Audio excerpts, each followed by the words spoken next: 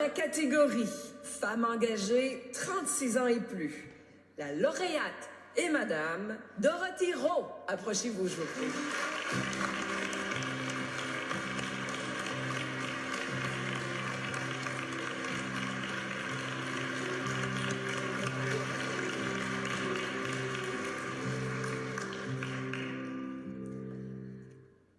Madame Dorothy Rowe, première femme noire, humoriste francophone au Québec et au Canada, entrepreneur sociale et communicatrice. Votre leadership contribue au développement du potentiel des femmes afrodescendantes au Québec. Déjà, en 2012, plusieurs médias vous considèrent parmi les 50 Québécois à suivre absolument. Vous êtes également ambassadrice d'Envol dans la campagne Centre entrepreneur qui change le monde et aussi membre du collectif des visionnaires. Fondatrice d'Audace au féminin qui met en lumière de nombreuses femmes entrepreneurs, vous créez la même année, en 2018, le Salon international de la femme noire, le plus grand rassemblement de femmes noires au Canada et le sommet des leaders noirs du Canada. Résultat, ces espaces deviennent le tremplin de centaines d'entreprises. Depuis, on constate une hausse record de candidatures d'élus municipaux, gouvernementaux et de diplômés afrodescendants du Collège des administrateurs de sociétés, renforçant leur présence dans les lieux de gouvernance. Par des initiatives éducatives, vous encouragez également l'engagement démocratique éclairé et non partisan. En 2023, vous lancez « T'es donc ben drôle ». Ça nous a fait réagir. Écoutez bien, devenant la première à mettre à l'avant-plan, les données alarmantes sur le cancer du sein chez les femmes noires, brisant 30 ans d'invisibilisation. Bravo, madame. Lauréate du prix Femmes d'impact 2025 du Sommet de la femme latino-américaine, vous comptez parmi les 20 meilleurs influenceurs du Québec avec vos textes d'opinion sur LinkedIn. D'ailleurs, la sociologue Francine Descaries, vous remerciant d'y avoir mis en lumière des modèles féminins afrodescendants dont les noms ont été ajoutés à la ligne du temps de l'histoire des femmes au Québec, où vous figurez maintenant également. Actrice de changement, grâce à votre vision, des milliers de femmes afrodescendantes, toutes générations confondues, s'affirment et envisagent des milliers de possibles pour elles-mêmes et leur communauté.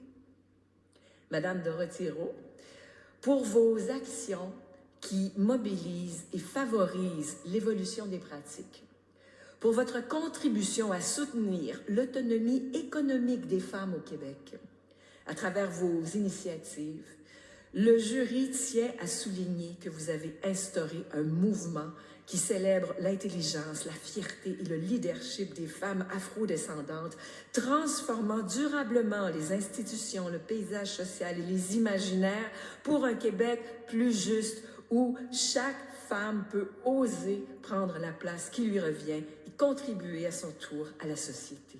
Alors, dans la catégorie femmes engagées, je vous invite maintenant à venir chercher votre trophée.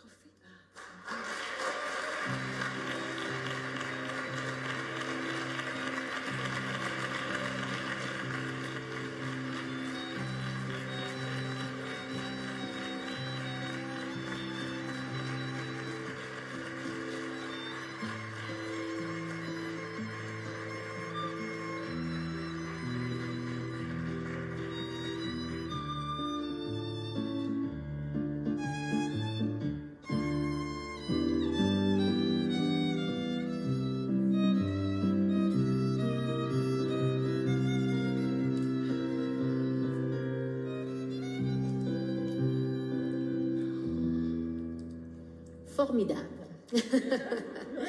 Et maintenant, je prie Madame Dorothy à nous adresser quelques mots.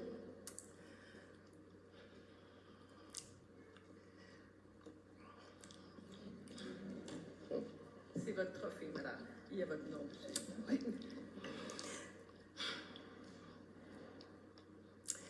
Moi aussi, j'ai rien préparé. Je me suis dit que j'allais parler avec ma tête, mais finalement, j'ai envie de parler avec mon cœur. Et la première des choses que j'ai envie de vous dire, et surtout de dire, c'est merci Québec. Je dis merci Québec parce que mes parents font partie de cette vague, en fait de cette deuxième vague haïtienne qui est arrivée ici dans les années 70. Donc je suis née ici au Québec. J'ai grandi dans le quartier Saint-Michel à Montréal. Donc comme j'aime souvent dire, je suis issue de parents ouvriers, modestes, mais qui a donné naissance à une génération de professionnels qui ont étudié ici même au Québec. Je dis merci au Québec parce que la femme que je suis, émancipée, qui ose avec audace, bien ça c'est grâce à mes valeurs québécoises.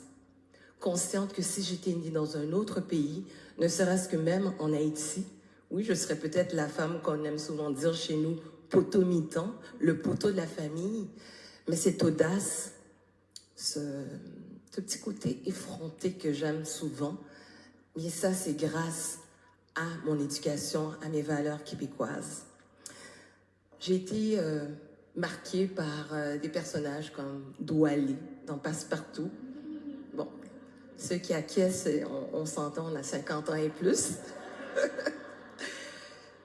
Par une Marie-Soleil Touga, que j'aimais beaucoup aussi. Par une Michaëlle Jean, qui était une des premières qu'on voyait à la télévision. Et c'est justement parce que je suis venue au monde ici et quand je voyais que mon fils vivait plus ou moins la même chose que moi, c'est-à-dire qu'il ne se voyait pas autant à la télévision, je me suis dit, il va falloir qu'on change la donne. Et c'est là que l'idée m'est venue, après une carrière en ressources humaines dans l'industrie pharmaceutique, après une carrière en humour, où j'ai eu une petite folie, une belle folie. Et là, je me suis dit, je vais utiliser cette voix pour mettre en lumière des femmes noires qui brillent dans l'ombre. Et ça, je l'ai fait en commençant et en voulant mettre en lumière des femmes qui font partie de ma famille. Entre autres, on a parlé de cette campagne de cancer du sein qu'on a mis sur pied, une campagne inclusive qui montre justement ces signes alarmants au niveau du cancer du sein chez les femmes noires, où on a 40% plus de chances de mourir que toutes les autres femmes. Et cette campagne s'appelle « Téton ben drôle ». Et ça, c'est à l'effigie de... Je dirais pas à l'effigie, je dirais plutôt à l'honneur d'une personne que j'aurais voulu qu'il soit présente. Ma mère. Alors aujourd'hui, je suis debout grâce à ces femmes qui m'ont inspirée. Des femmes de chez nous, des femmes que je vois dans le quartier Saint-Michel, à Montréal-Nord. Ces femmes invisibles, ces femmes qui prennent vos plateaux quand vous êtes dans un centre commercial. Ces femmes qui nettoient les salles de bain. Ces femmes ménagères, tout comme la mienne. Ma mère, c'était une femme de ménage. Mais c'est elle qui a payé toutes mes études, à la sueur de son front. Et aujourd'hui, moi-même, je suis maman d'un garçon, d'un beau jeune homme. Vous n'avez pas vu sa mère. D'un jeune homme qui a 20 ans. Et aujourd'hui, je fais la même chose. Je transmets ces valeurs-là. Ces valeurs où l'importance d'équité, d'inclusion, de justice. Ces valeurs aussi d'éducation. Et bon, écoute, comme j'ai toujours dit, mais non, je l'ai jamais dit, mais entre vous et moi, ce qui est plus important, c'est qu'il soit heureux dans la vie. Mais c'est ça, je vais toujours pousser pour ses études, comme je pousse pour mes neveux et nièces. Je suis aussi debout pour toutes ces femmes qui ont soumis leur candidature, ces 304 autres femmes. Bravo à vous. Et je sais ce que c'est d'être engagé. Ça demande un sacrifice. Des fois, on est seul. Croire en un rêve qui semble utopique, mais on y croit. On a cette foi-là. Cette foi de croire en quelque chose qu'on ne voit pas. Mais on sait l'impact que ça va avoir sur les gens autour de nous. Et c'est ce qui me motive tous les jours. De dire comme ça qu'on est dans un monde, dans une société, surtout dans cette période très polarisante, mais que cette société inclusive, cette féminité, en fait, ce féminisme intersectionnel, où tout le monde a sa place, tout le monde a sa voix, où les hommes sont aux côtés des femmes, les blancs avec les noirs, les hétéros avec les LGBTQ+, brrr, c'est mon côté ghetto.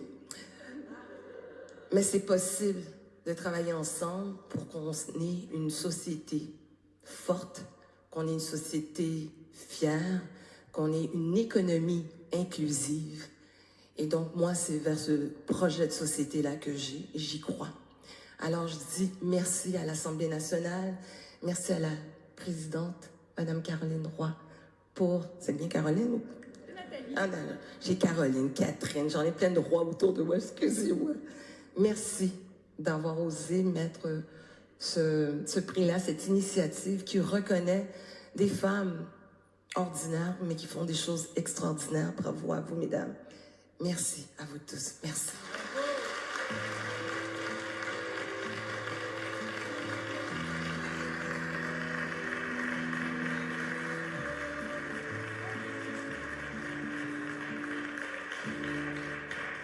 J'ai oublié, je suis pas venue tout seul. Il y a mon conjoint. Il n'arrête pas de pleurer. Camille Serge Urbon. Il y a également mon petit frère Jojo, Jonathan Rowe. Merci d'être là. En tout cas, il y a plein de gens de Montréal qui voulaient venir. Bon, on nous a dit un maximum de 6 personnes. Puis bon, les gens ont été découragés. Mais merci à vous deux. Il faut dire que ça prend des hommes. Moi, je suis entourée d'hommes dans ma vie.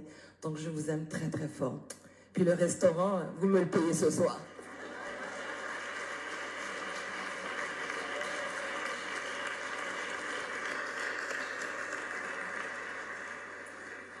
Donc à vous, chère lauréate, votre dévouement, votre belle énergie et votre capacité à inspirer les autres font une différence tangible chaque jour. Bravo et continuez de rayonner. Madame la Présidente, je vous laisse le mot de la fin. En terminant, comme je dis souvent celle en bleu, vous allez voir que ma conclusion rejoint la vôtre, Madame. Avant de clore cette cérémonie, je tiens à remercier l'ensemble du personnel de l'administration de l'Assemblée nationale du Québec, les partenaires et les membres du jury.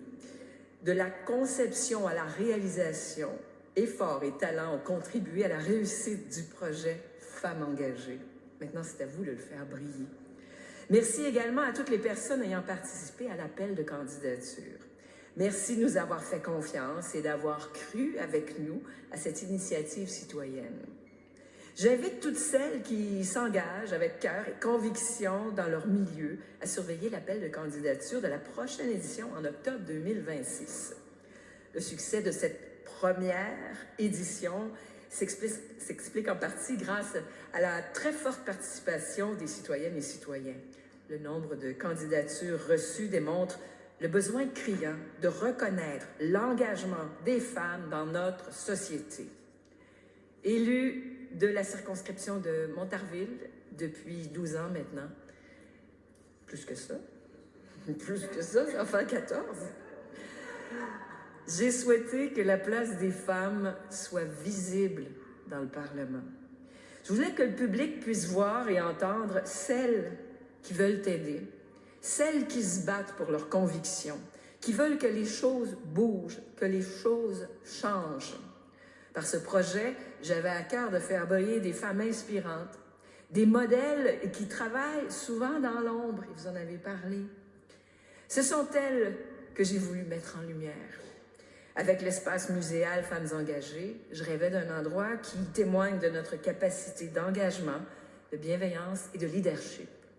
Avec tout ce qui se passe sur la planète en ce moment, il est nécessaire de pouvoir montrer aux générations que les sociétés sont également capables d'humanité.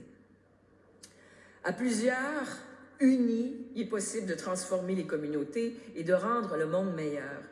Et je suis très, très fière et profondément émue que l'État puisse reconnaître et honorer la contribution de femmes qui repoussent l'horizon et qui agissent avec détermination Elles méritent que l'on fasse briller leur parcours.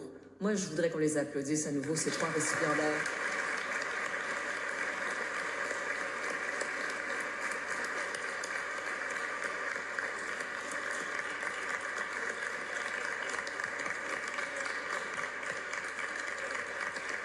Bravo!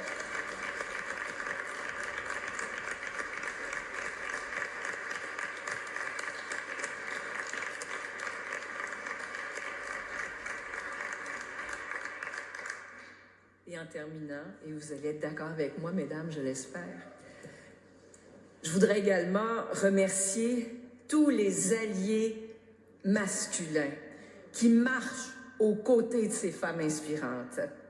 À tous les conjoints, les pères, les fils, les frères, soyez aussi fiers de ces femmes que nous le sommes, car c'est ensemble qu'on fait avancer les choses et les causes, côte à côte.